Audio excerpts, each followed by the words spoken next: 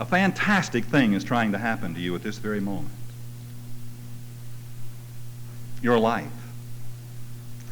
Your life is trying to happen to you. It is trying to burst forth from its imprisoned splendor. You are the sun rising in the east. You are the power that sustains this universe. All that the Father has is trying to happen to you. But it can't happen without your awareness, without your conscious permission. In the past, we have clouded our vision, and we have built into the periphery of our consciousness ideas that have nothing to do with the nature of life or of God or of power or of love. And we have lived from these ideas that are less than the truth, at their very most only a half-truth. And now, we're trying to let the light of a new truth filter through. And remember when Jesus, the great teacher, said, you can't pour this new wine into the old flasks, the old containers. You can't pour this new truth into the old limiting consciousness, because if you do, you'll lose them both. They just don't fit together. And so this evening I ask you to think for a moment beyond your thinking.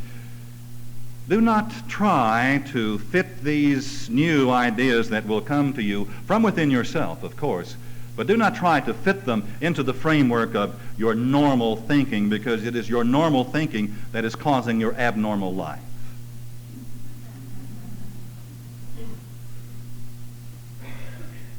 Let's repent. Let's think above our thinking.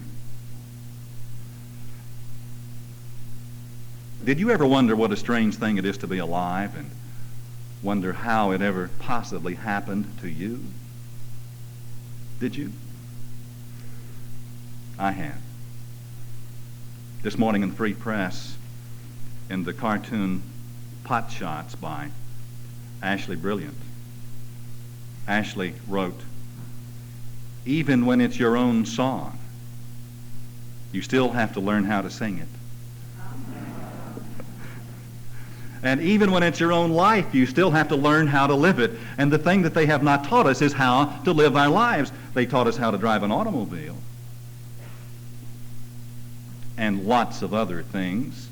And some things they taught I didn't learn because I was goofing off at the time and had more important things to do than to learn. But now I can change all that.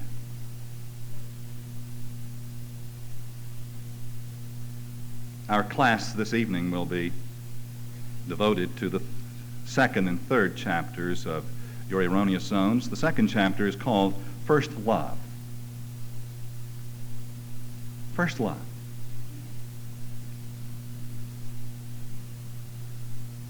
Did you think that your first love is that little boy or girl that you shyly held hands with in the first grade of school? Was that your first love? Probably so, in an external way. But in reality, in the great truth of things, your first love must ultimately be yourself. Did you know that? Oh, yes.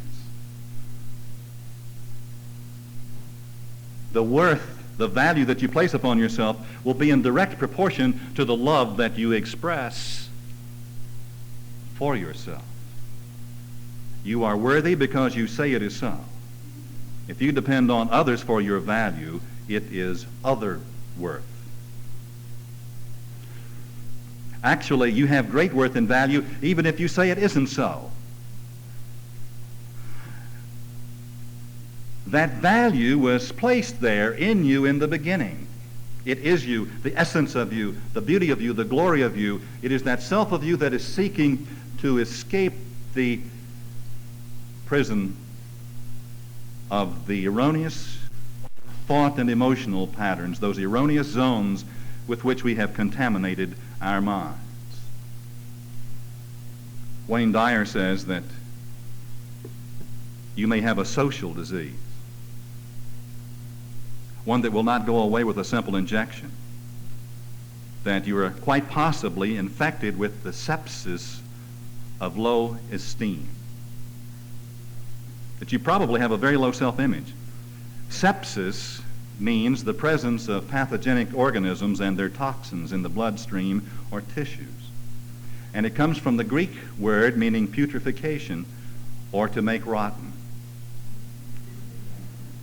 If you don't love yourself, if you don't have a corrected value of yourself, a kind of stagnation does set in, and a putrefaction will follow that.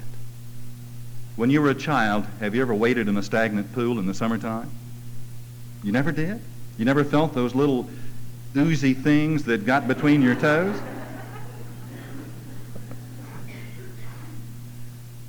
Creepy crawly, slimy. If your mind has become stagnant, and it has, if there is no love flowing through you, no self-worth, then you will find that it is filled with little creepy, crawly, oozy, slimy things. Oh, yes. Perhaps, like most people in our society, you've grown up with the idea that loving yourself is wrong. Think of others, society tells us. Love thy neighbor, the church says. And this is right and good and proper that we should. But what no one told us was that it is only to the extent that we have first loved ourselves. Our first love must be ourselves, because it is by that quantity, by that value of love flowing to ourselves, that we can love others. You will love the world and the people in your life exactly to the degree and in the kind that you love yourself. No more and no less. And that is the law that shall not be broken. The 10th chapter of Luke from the Living Bible. One day an expert on Moses' law came to test Jesus by asking him this question. Teacher, what does a man need to do to live forever in heaven? And heaven is not a place, remember. It is your spiritual consciousness. Heaven is that state of consciousness that already exists in you, from which you have a continuing conscious contact with God and creativity and love and beauty. And Jesus replied, what does Moses' law say about it? And the man replied, that you must love the Lord your God with all your heart and with all your soul and with all your strength and with all your mind. And you must love your neighbor just as much as you love yourself. Right, Jesus said to him. Do this. Do, underlined. And you shall live. Now, Jesus didn't mean that if you don't do it, you'll die.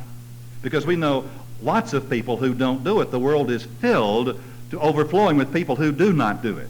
But what he meant was, if you do this, your life will come alive. Joy will be restored. Your life will take on a new quality of vibration, of movement, and of power. The man wanted to justify his own lack of love for some kinds of people, and so he asked, Teacher, which neighbors? Oh, which neighbors? When you begin to love yourself, you will love them all with such a sweet ecstasy that you will hardly be able to stand it. Oh, to love, and love excludes not one. Not one. The law is that you can only love people as much as you love yourself.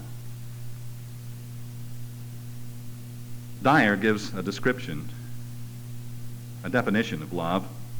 Quote, the ability and willingness to allow those that you care for to be what they choose for themselves without any insistence that they satisfy you, unquote. And I accept that as far as it goes, but I would like to suggest to you that the law of love goes much farther than his definition. You see, when you really begin to love yourself truly, your real self now, not your lower negative identity, suddenly you realize that you're not required to accept the unacceptable behavior of other people. You will look back and see that in the name of love, you have accepted all kinds of conditions and persons and situations in your life that were very unloving, and you thought that you had to do it. But this was because you had a low self-esteem. And now in your new unfolding awareness of who you really are, you know that that conduct, that those values no longer have a place in your life. Yes, you do give those people, whoever they might be, the right to go and be, but not to stay and be. There's a tremendous difference. Do you understand the difference? For example, as a parent, you are not required to accept the unacceptable behavior of a child. As a parent, as the child grows, you are the monitoring factor there, the sponsor in life. And the values, the new standards that you set for yourself must become the standards of the household. As for me and my house, we will serve the Lord. We will serve this new order of life unfolding. It's a fantastic concept. But if the you of you feels itself to be unworthy or unloved by you, then giving love becomes impossible, and that which we accept into our lives is of a lower order. How can you give love if you believe yourself to have no value? Not only can you not give it, but you cannot receive it. Remember that at no time, under no circumstances, is self-hate healthier than self-love. Even if today, no more than an hour and a half ago, if you behaved in a way that you absolutely loathe, separate yourself from your behavior. Love yourself.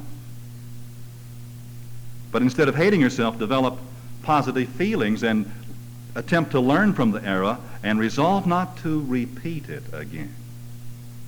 And this is the guts of both self-love and other-directed love. Never confuse your self-worth with your behavior or the behavior of other persons toward you. Who are the folks that are good at loving? Are they self-demolishing in their behavior? Never, never, never. Do they put themselves down and hide in the corner? Absolutely not. They're the ones that come halfway across the room to say something gentle or kind or thoughtful to you. They're the ones that pick up our coffee cups after we leave tonight.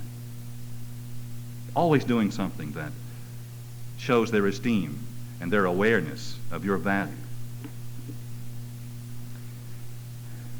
One of the first things that we have to do is to destroy the myth that you have one single self-concept. What that means is, do you believe that there is only one you, and that one you is either positive or negative all of the time? Is that what you've believed about yourself? No. You have many images of yourself, and if you don't believe it, watch yourself throughout the rest of this class, or on the way home tonight, or certainly in the morning on the way to work. And you will see that there is something in you that will appear to vary from moment to moment. You're in different places inside yourself. In the Bible, it's called a city. You are a city, and your consciousness is a city, and in the city of you lives a certain number of people, and you can identify them because they walk down the streets of your mind and speak for you lots of times. Not only do they speak to you, but they speak for you. Have you ever opened your mouth and had someone in you speak and say something and you said, "Who said that?" It was not I didn't say that. Excuse me. You have many images, and many of them must be changed. You have feelings about yourself physically, intellectually, socially, and emotionally, and sexually. And you have an opinion about your abilities in music, athletics, art, mechanical things, writing, as a matter of fact, about everything that you do or don't do. And your self-portraits are as numerous as your activities. But back of all of these images and ideas and concepts of yourself. There is you, the real you, the person that you either accept or reject. But you were there. You were there. You exist. And that real you is all that you need.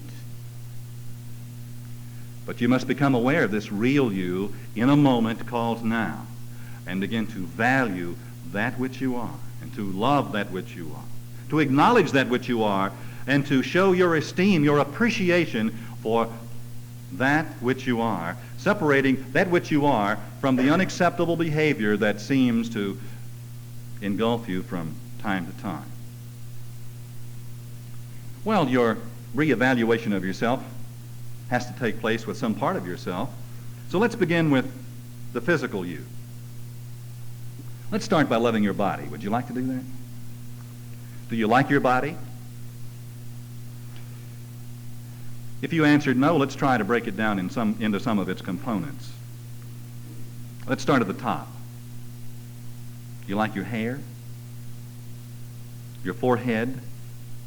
Your eyes, your eyelids, your cheeks?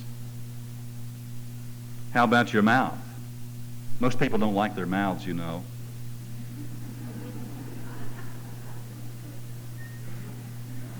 And your nose is obviously too long or too short or too something or other. What about your teeth and your neck? How about your arms, your fingers, your breasts, your stomach? And Dyer said you should even consider your innards. How about your kidneys? Have you told your kidneys how much you appreciate them?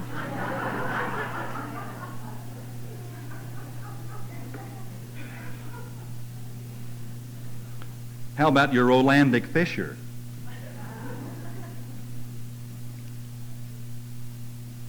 I had to look it up. It's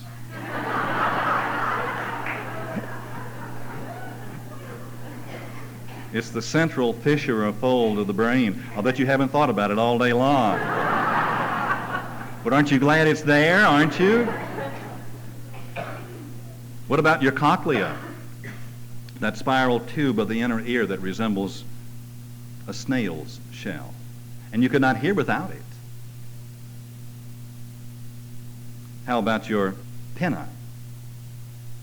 You don't know what that is? That's your ear, the part that sticks out. Your adrenal glands, those endocrine glands that are in the small of the back, that respond so beautifully to your emotions. And remember that when you were a purely instinctive person, mostly physical, and had to function from fear or anger, and needed, through your fear or anger, a quickened response from your body, your adrenals injected into your bloodstream some marvelous chemicals that gave your body strength for fight or flight. You've heard the stories of someone who, in an accident, was able to lift an automobile, one person off another victim. This is because of the marvelous response of your body to fear. But you are a spiritual being. You're no longer living from that instinctive part of yourself. You are coming from the intuitive part of yourself that no longer needs fear. Fear, if it exists in you, is a very dangerous, erroneous zone. Very destructive. And so is anger. So are all of the negative emotions. And you remember our discussion last week. And you have control. You no longer need these kind of things to gain the strength and the power that is necessary for the daily and natural conduct of yourself. And yet here within you is this marvelous mechanism that you have rejected your magnificent body. And tonight we're going to love it. From the top of its head to the bottoms of its feet, including your uvula. You don't know what that is? That's that little hangy down thing in your throat. When somebody's talking and you know that little thing in there that captures your imagination? Perhaps there are some parts of your body that could be changed. Well, changing them in these next 8 weeks could become one of your more important goals. If your stomach is too big,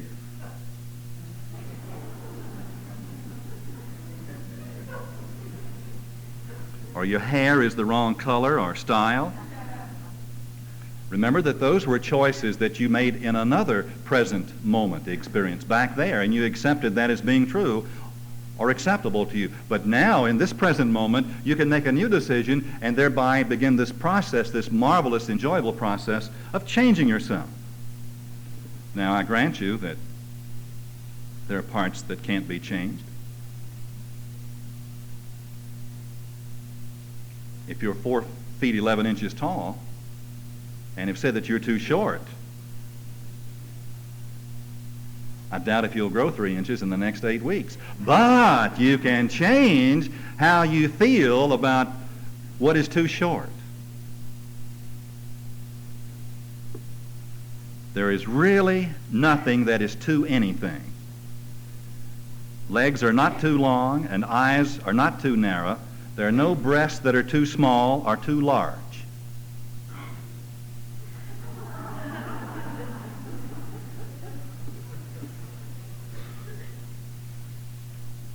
And there's no such thing as not enough hair.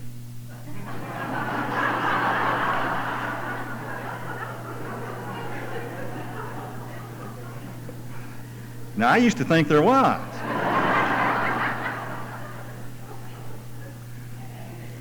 I was still quite young and in the Navy when I began to notice that lots of my hair was in my comb, and the fellow that bunked across from me was also having the same experience, and in our silent desperation, we did not want others to know how we felt, and certainly it had to do with something that was in the water at that naval base. We secretly together went over to sick bay, and sick bay is the place that all the fellows who don't want to work that day show up. We had something far more serious in mind, and when we went in to see the person who gave us the number to see the doctor, we very secretly said, "We will see him together." And he thought that he knew what we were there for, but he was wrong.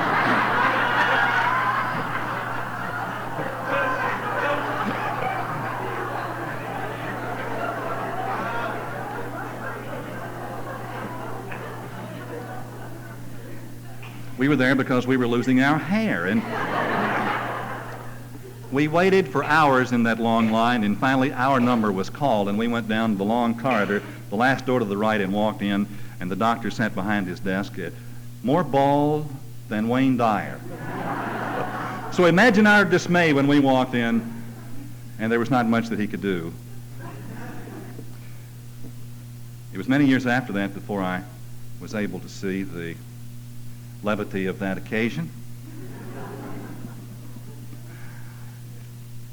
But when you really learn to love yourself, you accept yourself and the things that are unfolding as a part of your experience.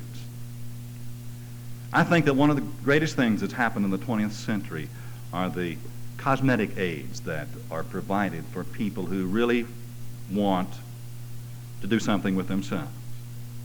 And if you choose to use these aids of any kind, do not do so based on disliking what you're covering up. Don't use them to cover up something distasteful. That's negative. But do it for reasons of personal fulfillment. Take this marvelous physical self that you are and decide that you're going to do magnificent things with yourself. It's possible for you to make the same kinds of choices with all of your self-images. Remember that we decided last week that the more intelligent a person is, the happier that they are. Now, if you're deficient in such areas as algebra or spelling or writing or typing, today, watching my secretary type, and she's a marvelous typist, I said out loud, I heard myself saying, "Gosh, I wish I could type." And then I realized that I could, if I wanted to make the effort. Now, do you think that I am less intelligent because I don't type? Am I an inferior person in your eyes because I do not type? I could, if I would. It just isn't worth the effort in my life. I have some other choices, some other priorities that come first. My time is precious and valuable, and I am constantly using it for improvements of another nature, of another kind. But remember, if there's some changes that you need to make in the armament of your abilities, you can make those changes if you decide to do so. You have the ability, the capacity, and the intelligence. And so love yourself and know, and do not put yourself down because of what you were not able to do, what you did not decide to do at some former time. I goofed off in high school while other people were learning to type, and I long since have forgiven myself for that.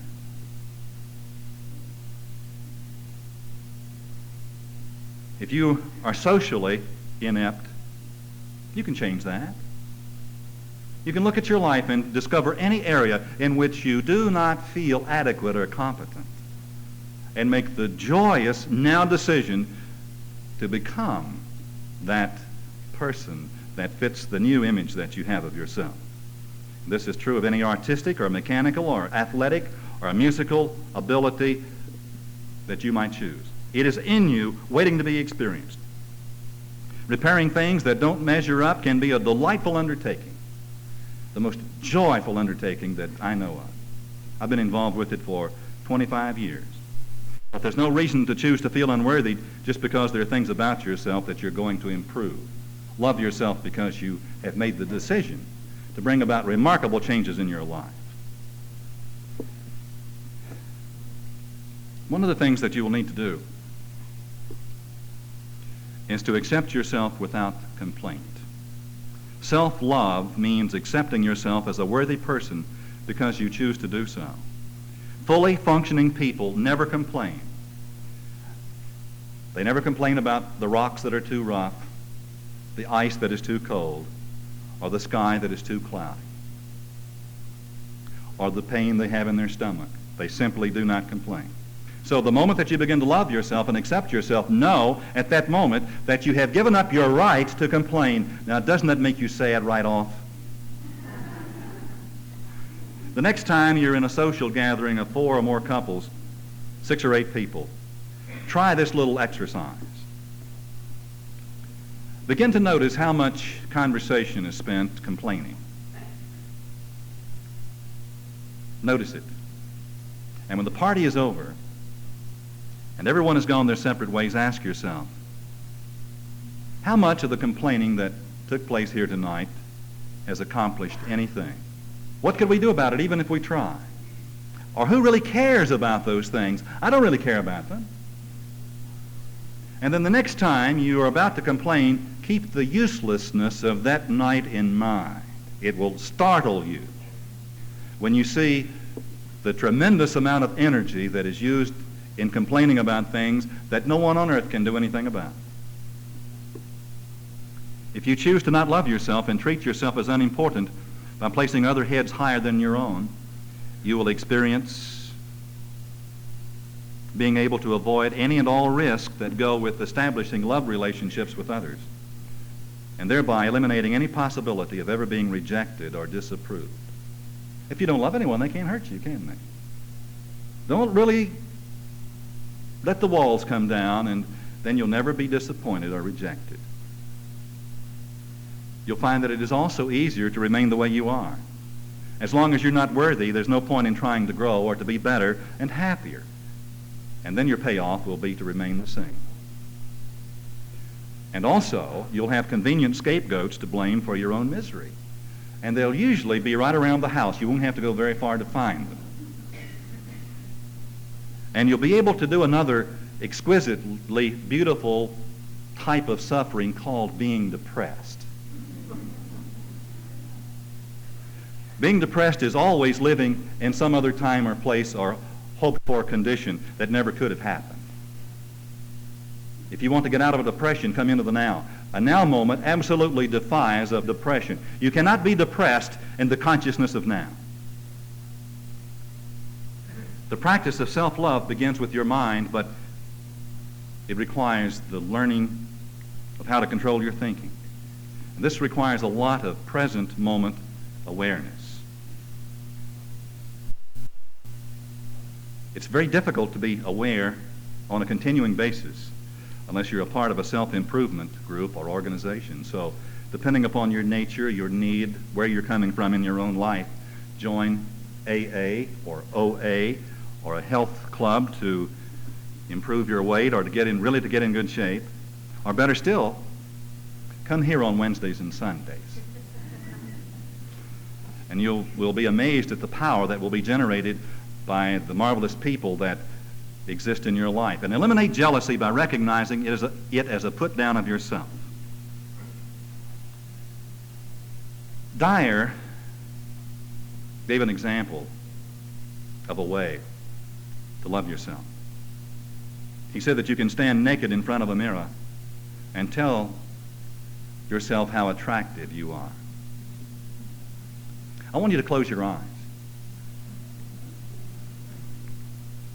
and see yourself standing in front of a mirror, full-length mirror, and you're naked, looking at yourself.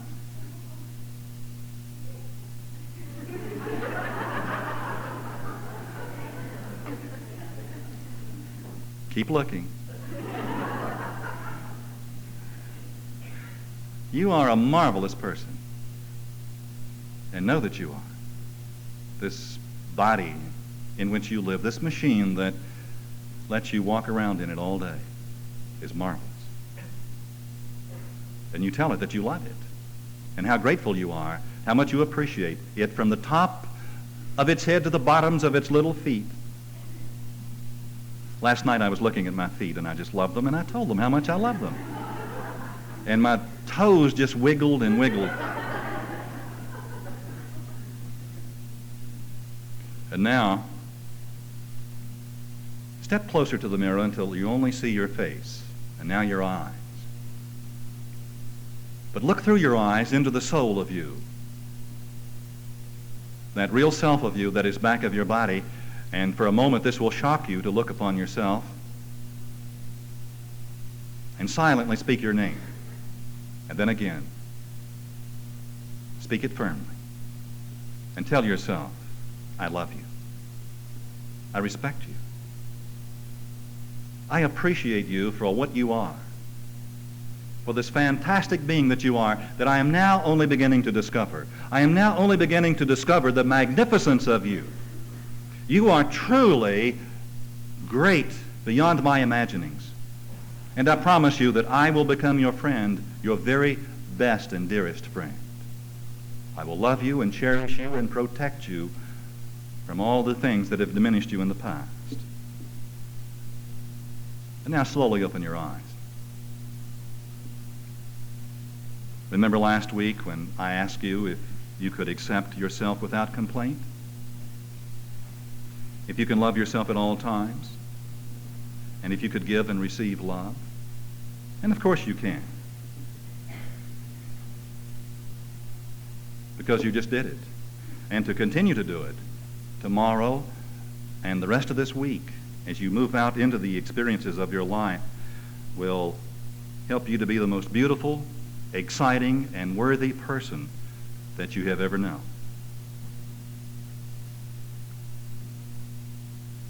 Chapter 3, you don't need their approval. Needing approval is different from enjoying or being grateful for approval.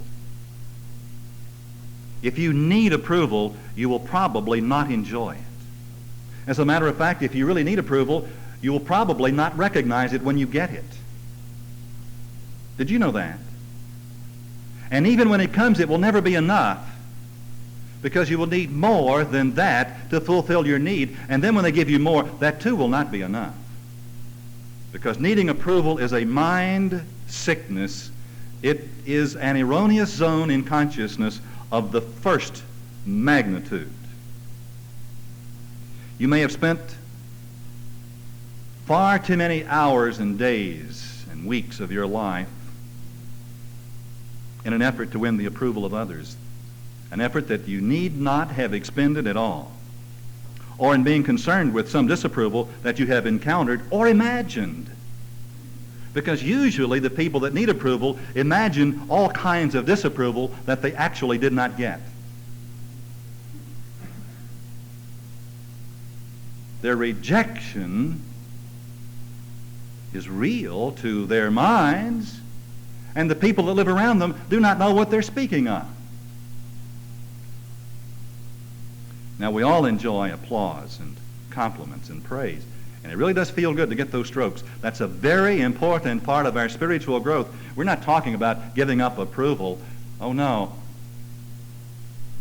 Oh, the approval that we have for each other is a marvelous thing. It is a very healing and necessary part of our growth. But it is healing because we do not ask for it and need it, and because we do not adopt our activities in a manner that will cause others to give it to us. Approval seeking is an erroneous zone only when it becomes a need rather than a want. It's impossible to go through life without incurring a great deal of disapproval. Did you know that? It's going to come to you. It is there.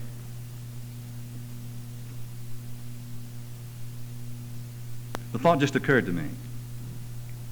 If I had to write my Sunday lessons for your approval, I would quit.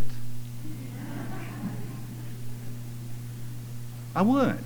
First of all, I could not do it, because about the time I got it written, it would suddenly occur to me that you would not approve of this, and then I would have to start somewhere near the beginning and try again. It has never ever occurred to me to do that. And I'm so grateful. The person that needs that approval, and you have watched them, and Dyer gives an example of Ozzie in his book on page 59 and 60, and you can read about Ozzie, who vacillates back and forth, always adjusting his statements to gain the approval of the person. And no one ever completely approves of what Ozzie says, and so he has to modify it or change it or qualify it, and he's always caught between these different streams of thought that do not agree with his own. And ultimately, there is no Ozzie. Only what others want him to be is Ozzie. And if there's any Ozzie in any one of us, this is the time to make that change. We have accepted a standard of conduct that is not really our own. And until our conduct becomes truly our own, until we see that it is for our own best interest, that we begin to shape our thoughts and our moods and conform to principle. Using yourself, your real self, your spiritual self as a guide, and not needing the approval of an outside force, whether it be another person or the government in any one of its aspects, is the most religious experience that you can possibly have. There is something in you, and the moment that you begin to conform to that larger self, a spiritual experience unfolds.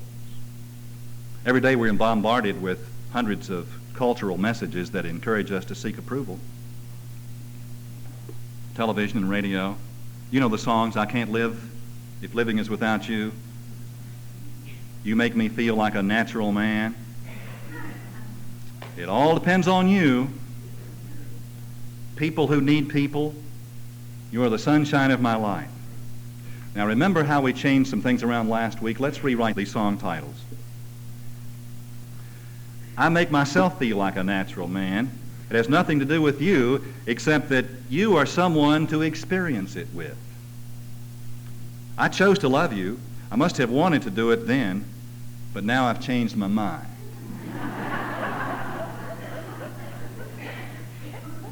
People who need people are the unluckiest people in the world. But people who want love and enjoy people are experiencing love and happiness. I am the sunshine of my life, and having you in it makes it even brighter. I can stop loving you, but at this point I choose not to. But if you don't make some changes, I will.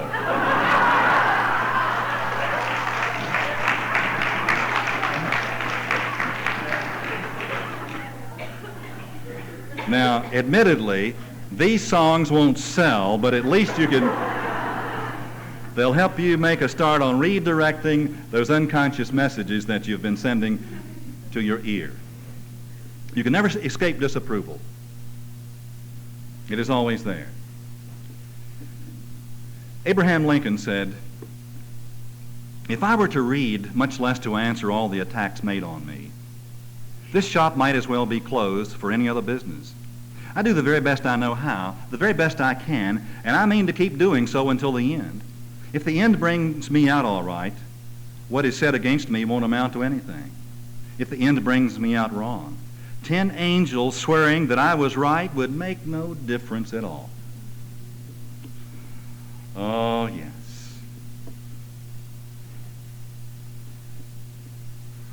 On page 80, Mr. Dyer makes a statement with which I disagree. He said that all apologies are pleas for forgiveness and requests for forgiveness are approval seeking. Apologizing is a waste of time. Perhaps at the psychological level this might be true, but remember that we're dealing with spiritual principles with a higher law. And one of the greatest systems of consciousness that I have ever experienced has a series of steps, the 8th step of which is this: made a list of all persons we had harmed and became willing to make amends to them all. If you're going to change your life, can you say to me now, in all honesty, that you have not offended people lately, that all of your statements have been true, and that you have not said things that have disturbed the mind of another person? That your conduct, your activity has been above your acceptable standards? Well, if not so, then make a list of all the persons that you have harmed, and then make direct amends to such people wherever possible. Go to them, making your amends, apologizing, and correcting the damage that you did, except when to do so would injure them or others. If you are in a triangle, don't tell the third person. Make your amends to the second one. Do this, and a remarkable thing will begin to happen. You see, we live in a living universe, a spiritual universe, and I promise you that every time you go, not asking for their acceptance of you, you go and make your amends, because this is a requirement of your new identity, of your new self. And if you will do it, the universe will respond in a magnificent way. Out of each of those moments will come a blessing at some future time in disguise. And we'll begin our class next week, and I'll tell you an example of this fantastic power. But don't wait until next week to try it. Go out into your life this week making amends and apologies where necessary. So it is.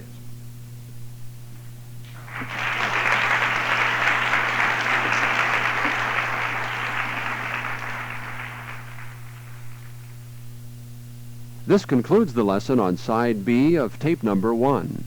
Now proceed to tape number 2 for the continuation of Freedom from Your Erroneous Zones.